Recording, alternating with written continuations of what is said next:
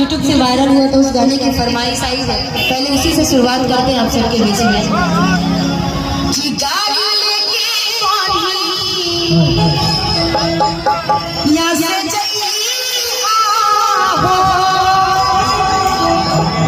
कि मोर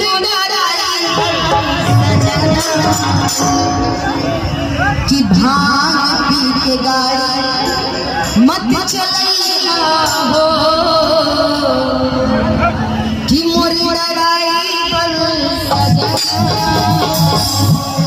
कि गाजा पी के गाड़ी मत चलिया हो कि मोर तो पहले इसी गाने की फरमाइश आई है तो हम सीधा सीधा इसी गाने को चलते हैं, क्योंकि फरमाइश में बहुत सारे गाने की आई है, धुआं धुआं तोरी मंदिरिया से लेके, क्योंकि नवरात्र भी आ रही है। लेकिन पहले सीधा सीधा चलते भोले बाबा के आशीर्वाद से आज हम लोग यहाँ पे उपस्थित है। 1 2 3 जोगिया जोगिया